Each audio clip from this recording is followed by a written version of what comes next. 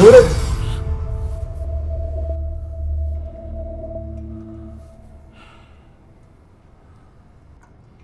ഇന്ദുവിന്റെ party അവിടെ set ചെയ്തിട്ട് നീ ഇവിടെ നിൽക്കണം. എന്താടാ, എന്താ പ്രശ്നം? എന്ത് പ്രശ്നം? കുറച്ച് ദിവസമായിട്ട് ഞാൻ ശ്രദ്ധിക്കുന്നു, നീ ഭയങ്കര മൂഡ് ഓഫാ. വീട്ടിലെന്തെങ്കിലും പ്രശ്നമുണ്ടോ? നിങ്ങൾക്ക് വെറുതെ തോന്നുന്നു. നീ പറയുന്നുണ്ടോ അതോ ഞാൻ അവന്തിയെ വിളിച്ചു ചോദിക്കണം? അമ്മൂനോടൊന്നും ചോദിക്കണ്ട, ഞാൻ പറയാം. ചേട്ടാ, നിങ്ങൾക്കറിയാലോ, ഞാനും അമ്മും ചെറുപ്പം തൊട്ടേ അറിയുന്നവരാ, കൂട്ടുകാരാ. പിരിയാൻ പറ്റില്ല എന്ന് മനസ്സിലായപ്പോൾ പ്രണയിച്ച് വിവാഹം കഴിച്ചവരാ. എടാ, ഇതൊക്കെ എനിക്കറിയാവുന്നതല്ലേ, നീ പ്രശ്നം എന്താന്ന് പറ. ഞങ്ങൾ തമ്മിലൊരു പ്രശ്നമില്ലെന്നേ, പക്ഷെ അമ്മു അവളിപ്പോൾ എന്നിൽ നിന്ന് എന്തൊക്കെയോ മറയ്ക്കുന്ന പോലെ. ചില നേരത്തെ അവളുടെ സ്വഭാവം പോലും വളരെ സ്ട്രെയിഞ്ചായിട്ട് തോന്നുക. നീ അവളോട് സംസാരിച്ചോ? സംസാരിക്കാൻ അവളൊന്ന് നിന്ന് തരണ്ടേ? എന്തെങ്കിലും ചോദിച്ചാൽ ടെറസിൻ്റെ മുകളിൽ പോയി നിൽക്കുന്നതാണ്. അതുപോലെ കാറ്റ് കൊള്ളാനായിരിക്കും. Take it easy man. ഈ നട്ടുച്ചയ്ക്ക് പെരുവെയിലും പാതിരാത്രിക്ക് പെരുമഴയത്തൊക്കെ ടെറസിൽ പോയി നിൽക്കുന്നത് എനിക്കത്ര നൈസായിട്ട് തോന്നുന്നില്ല. അവൾക്ക് എന്തോ പ്രശ്നമുണ്ട്. ഇതല്ലാതെ വേറെ എന്തെങ്കിലും? ഇപ്പം എന്നും കയ്യിലും കാലും ഒക്കെ ചെറിയ മുറിവോ പൊള്ളലോ ഒക്കെ കാണും. ആദ്യം ഞാനത് കാര്യമാക്കില്ല.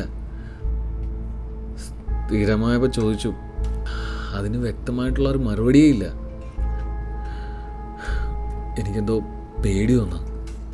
ഏയ്, നീ പേടിക്കുന്ന പോലൊന്നും ഉണ്ടാവില്ല. നീ ആദ്യം അവളെ വിളിച്ചൊന്ന് സംസാരിക്കുക. അത് കഴിഞ്ഞ് നമുക്കൊരു ഡോക്ടറെ കാണിക്കാം. ചിലപ്പോൾ ഡിപ്രഷൻ്റെ ഫസ്റ്റ് സ്റ്റേജ് വല്ലതും ആയിരിക്കും. ഡെലിവറി കഴിഞ്ഞപ്പോൾ വീട്ടിലിരിക്കാൻ നമുക്ക് 2 വർഷമായില്ലേ. ഞാൻ അവളെ നല്ലപോലെ കെയർ ചെയ്യുന്നുണ്ട്. ഒന്നിനൊരു കുറവ് വരുത്തിയിട്ടില്ല.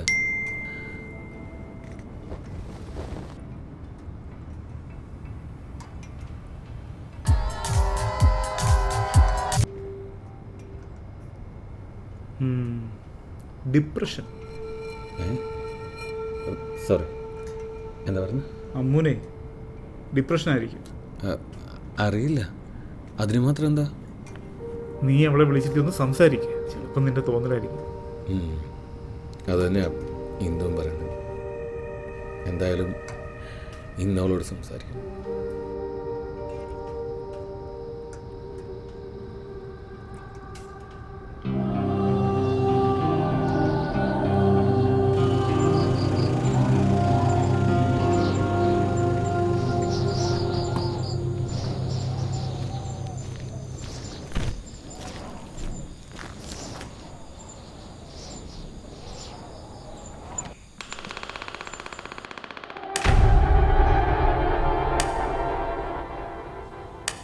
അമ്മോ, അമ്മോ,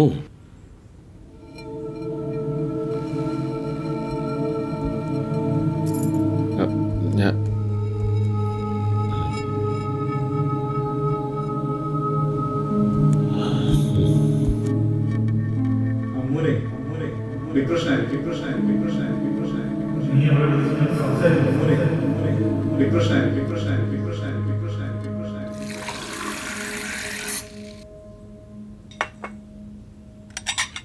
എനിക്ക് വിളമ്പിടുമോ? ഞാൻ കഴിച്ച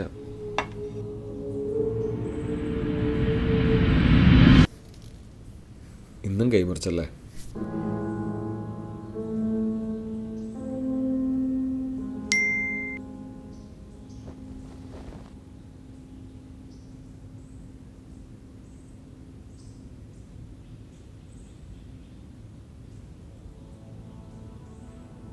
ഇന്ന് ശരിക്കും സർപ്രൈസായി. ആദ്യമായിട്ടാണ് ഞാൻ എൻ്റെ ബർത്ത്ഡേ ആഘോഷിക്കുന്നത്. പിന്നെ കാര്യങ്ങളൊക്കെ പ്ലാൻ ചെയ്യാനും അടിപൊളിയാക്കാനും സാറിന് ഒത്തിരി കൂട്ടുകാരുണ്ടല്ലോ. സത്യം പറഞ്ഞാൽ എനിക്കില്ലാത്തതും ഇതാ, നല്ല സുഹൃത്തുക്കൾ.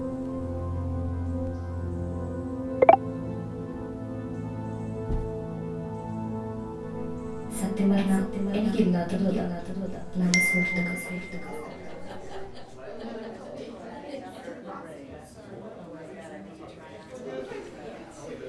എന്തുവാ അളിയൻ്റെ ടൈം? നല്ല ബെസ്റ്റ് ടൈം. എന്നാലെൻ്റെ ചേട്ടാ, ഇന്ദുവിന് ഇവനെങ്ങനെ വളച്ചെടുത്തു? ഞങ്ങളൊക്കെ എത്ര നാൾ പുറകെ നടന്ന ഒന്ന് മൈൻഡ് പോലും ചെയ്തില്ല. എനിക്ക് ഈ സുന്ദരികളായ പെൺകുട്ടികളുടെ സൈക്കോളജിയാണ് മനസ്സിലാവാത്തത്. അത് മനസ്സിലാക്കാൻ റോക്കറ്റ് സയൻസ് ഒന്നും പഠിക്കേണ്ട കാര്യമില്ല ചേട്ടാ. ഒന്ന് കെട്ടിയതാകുമ്പോൾ തലയിലാവില്ലല്ലോ, അതാവും. നീയൊക്കെ ഇപ്പം ഈ പറഞ്ഞിരിക്കട്ടെ, ഇനി മേലെ ഇതുപോലുള്ള ചെറ്റ വർത്താനം പറഞ്ഞാൽ അടിച്ച് ചെവിക്കല് ഞാൻ വിളിക്കും.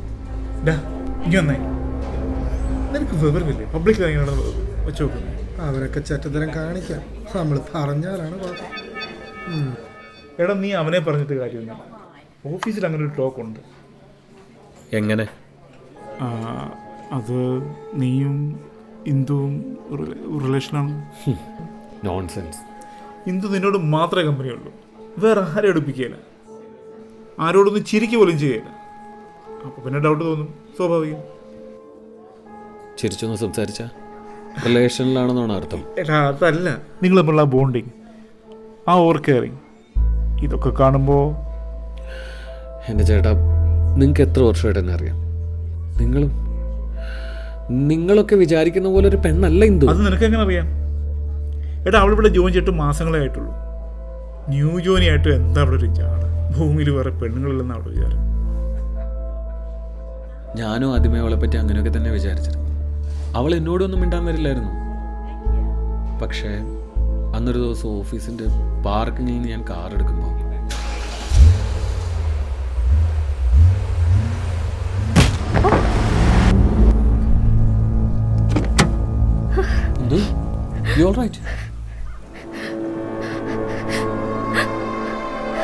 നീ കൂടുതൽ ബലം പിടിക്കാൻ നിൽക്കണ്ട, മര്യാദയോടെ പോന്നോ. ഏയ് എന്താ പ്രശ്നം? അവളെ വിട്. എടോ, തന്നോട് കൈയെടുക്കാനല്ലേ പറഞ്ഞു? നീയാണല്ലേ അവളുടെ പുതിയ ഓണർ, അതാണല്ലേ ഇപ്പൊ അവളെ വീട്ടിലോട്ടൊന്നും വിടാത്തത്. അനാവശ്യം പറഞ്ഞുണ്ടല്ലോ. ഞാനിവിടെ തന്തയാടാ, ഇവിടെ വീട്ടിൽ കൊണ്ടുപോകുമ്പോൾ തടയാൻ നീ ആരടാ? നീ ആരുടെ അവളുടെ? നമുക്ക് പോവാം സർ, പ്ലീസ്. താൻ വണ്ടിയിലേക്ക് കയറും.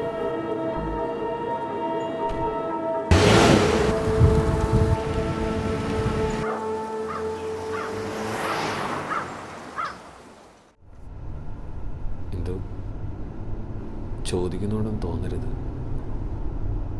തൻ്റെ അച്ഛനെന്താ ഇങ്ങനെയൊക്കെ പെരുമാറുന്നത്? അയാൾ എൻ്റെ അച്ഛനൊന്നുമല്ല.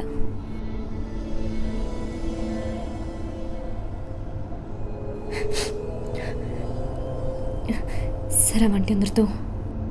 I need to breath.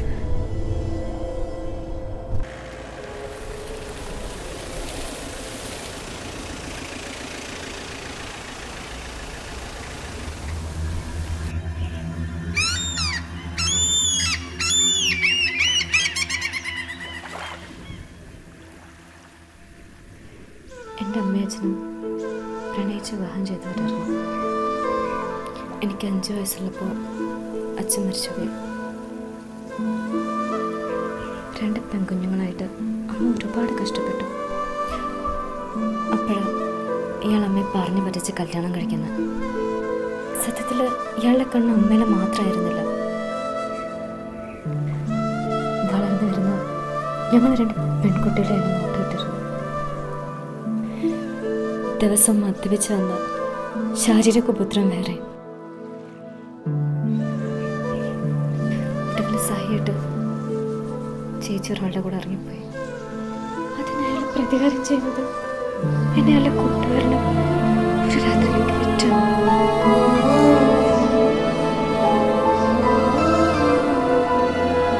എനിക്ക് പ്രായം എത്ര വയസ്സായിരുന്നു.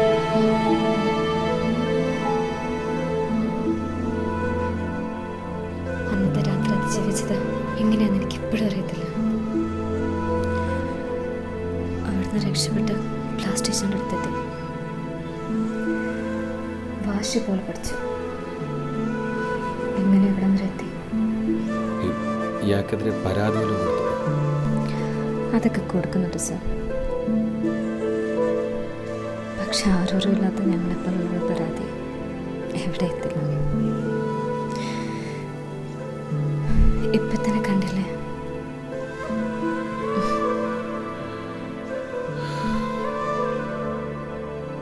അപ്പം തൻ്റെ ജാടയൊക്കെ ഒരു മുഖംമൂടിയാണല്ലേ? ചേച്ചി പോകണ്ട സർ.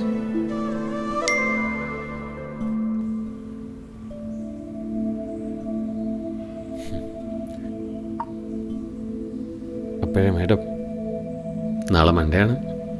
ഓഫീസ് ഡ്യൂട്ടി മറന്നിട്ടില്ലല്ലോ അല്ലേ? ഓ, ബർത്ത്ഡേയുടെ ഹാങ് ഓവറിൽ ഞാനതങ്ങ് മറന്നു. അപ്പം ശരി, നാളെ കാണാം. Good night. Okay, see you tomorrow.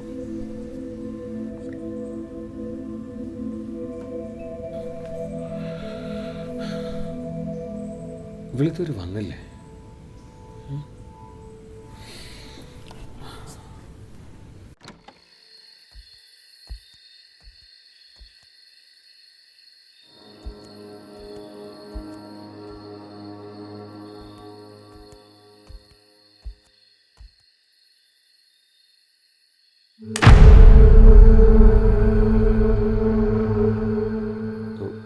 അമ്മ, നീ ഇവിടെ വന്നിരിക്കണോ? അമ്മോ, എന്താ നിന്റെ പ്രശ്നം? നീ എന്തിനാ ഇങ്ങനെയൊക്കെ പെരുമാറുന്നത്?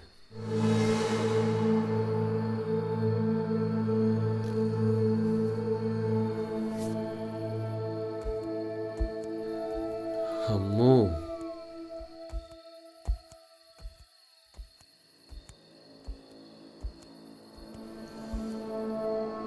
അമ്മോ, അമ്മോ, അമ്മോ, നോക്ക.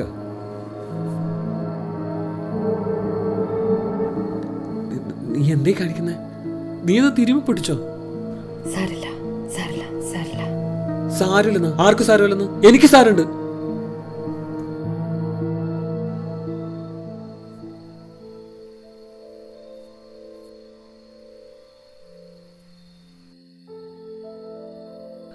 ഈ ദേഹത്തെ ഒരു ഉറുമ്പ് കടിച്ചാൽ പോലും ഞാനറിയും.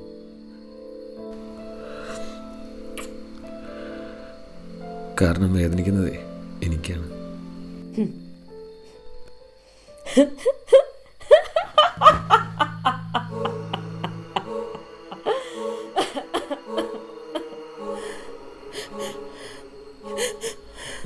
നീ എന്താമോ ചിരിച്ച? അങ്ങനല്ലേ?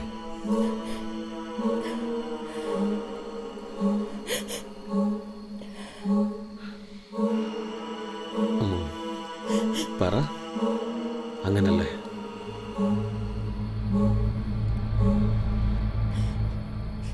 എൻ്റെ ദേഹത്ത് ഒരു ഉറുമ്പ് അടിച്ചാൽ പോലും നിങ്ങൾക്ക് വേദനിക്കുമല്ലേ?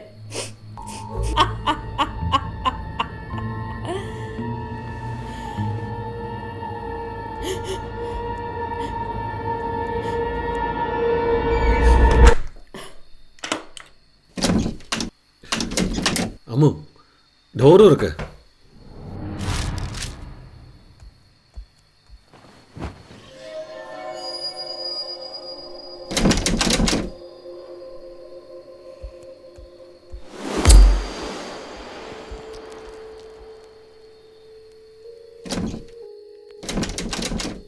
അമ്മു, വാതില് തുറക്ക്. സൂരജ് വൈകുന്നേരം എവിടെയായിരുന്നു? ഞാൻ ഇന്നലെ പറഞ്ഞല്ലോ എന്നോട്, ഇന്ദുവിൻ്റെ ബർത്ത്ഡേ ഓഫീസിലെ സർപ്രൈസ് പാർട്ടി. ഞാൻ പറഞ്ഞിരുന്നല്ലോ എന്നോട്. ഇന്ദുവിന് സന്തോഷമായി കാണുമല്ലേ?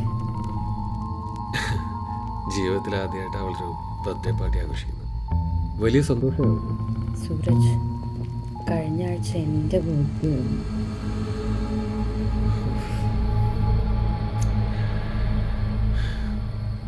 സോറി അമ്മ, ഞാൻ ഓർത്തില്ല. കഴിഞ്ഞ 6 വർഷത്തിനിടയ്ക്ക് ആദ്യമായിട്ടല്ലേ മറക്കുന്നത്. നീ എന്നോട് ക്ഷമിക്കേ പ്ലീസ്. അതെ, ആദ്യമായാണല്ലോ ഈ മറവി, അതല്ലേ ഓർമ്മിപ്പിക്കാഞ്ഞ്. ഓ എൻ്റെ മോളെ, ഇതിനാണോ നീ ഇങ്ങനെ മുഖം വീർപ്പിച്ച് കിടന്നേ? ഞാൻ എന്തൊക്കെ വിചാരിച്ചു കൂട്ടി. സാരമല്ല, പോട്ടെ. നമുക്കേ വെഡിങ് ആനിവേഴ്സറി പൊളിക്കാം. നമ്മുടെ 3ാമത്തെ വെഡിങ് ആനിവേഴ്സറി ഇന്നായിരുന്നു സൂരജ്. നിങ്ങൾക്ക് സർപ്രൈസ് തരാൻ ഞാൻ വാങ്ങി വെച്ച കേക്കിലെ മെഴുകുതിരിയാണിത്.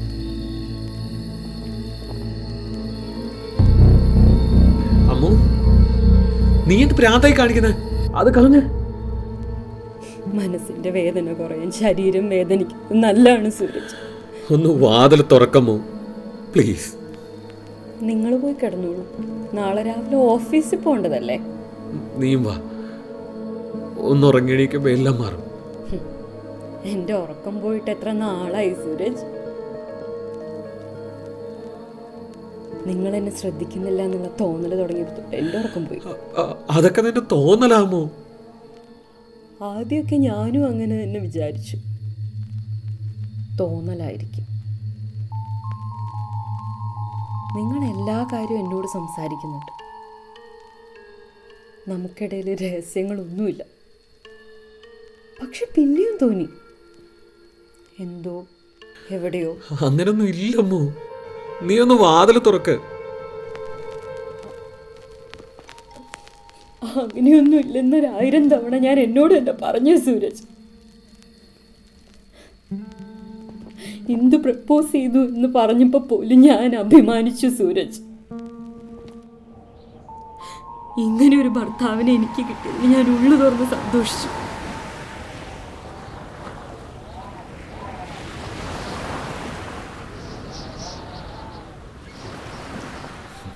ഇപ്പം എങ്ങനെ തൻ്റെ കടലിനോടുള്ള പേടിയൊക്കെ മാറിയോ? പേടിയല്ല സാർ, സങ്കടമാണ്. എനിക്ക് 5 വയസ്സുള്ളപ്പോഴാണ് എൻ്റെ അച്ഛൻ്റെ അമ്മയുടെയും കൂടെ അവസാനമായി ഞാൻ ഈ കടൽ കാണുന്നത്. അച്ഛൻ പോയപ്പിന്നെ ഞാൻ ഒരിക്കലും ഇവിടേക്ക് വന്നിട്ടില്ല. ആർത്തലച്ച് വരുന്ന തിരമാലകൾ എന്നെ കൊണ്ടുപോയാൽ പിടിച്ചേറ്റാൻ എനിക്കെൻ്റെ അച്ഛനില്ലല്ലോ.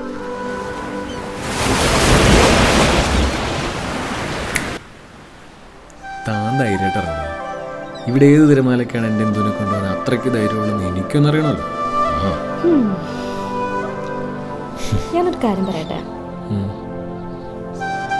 സ്ഥിരം വിവാഹം ചെയ്തില്ലായിരുന്നെങ്കിൽ ഞാൻ സാറിനെ പ്രണയിച്ച് കിട്ടിയത്.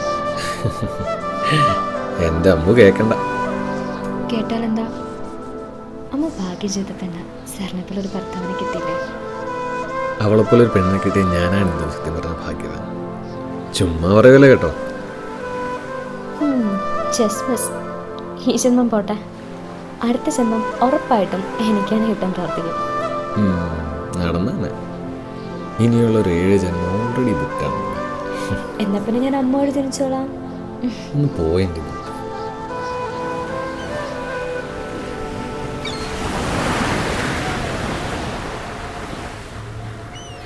നിങ്ങൾ എപ്പോഴും അവളെ കുറിച്ച് പറഞ്ഞു.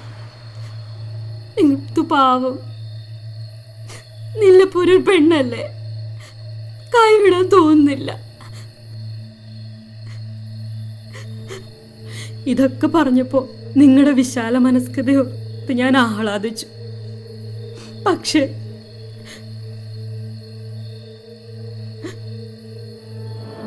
എന്നെ നിങ്ങൾ പതിയെ മാറ്റി നിർത്തുകയായിരുന്നു അറിഞ്ഞില്ല സൂരജ്. ഇല്ലമ്മോ, ഞാനങ്ങനെ ചിന്തിച്ചിട്ട് കൂടിയില്ല. ഇല്ലേ, ഇല്ലല്ലേ?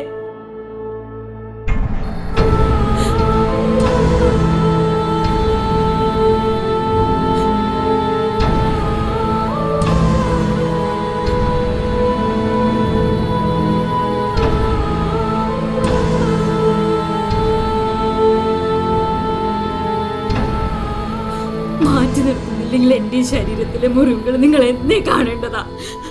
എന്തുകൊണ്ട് കണ്ടില്ല? ഇതൊക്കെ എന്താമോ? എങ്ങനെ?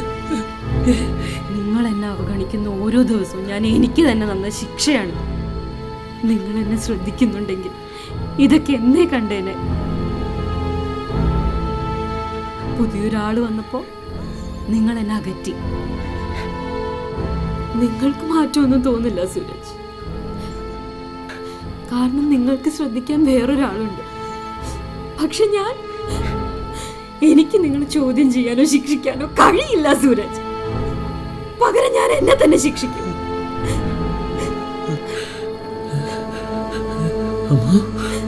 വേണ്ടമോ അമ്മോ, പ്ലീസ് അമ്മോ, നിർത്ത.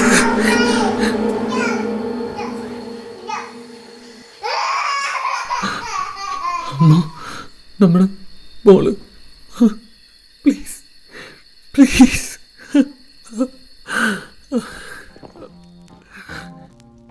कसम है तुम्हें तुम अगर मुझसे रूठे रहे सांस जब तक ये बंधन न टूटे। तुम्हें दिल दिया है ये वादा किया है सनम है तुम्हारे रहूंगी सदा। ये रातें ये मौसम नदी का किनारा ये चंचल हवा।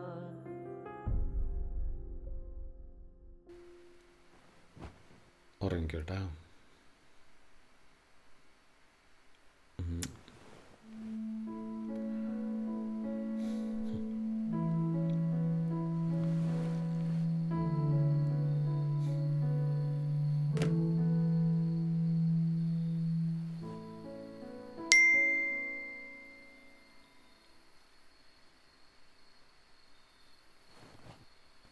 ഹിന്ദു ആണല്ലോ.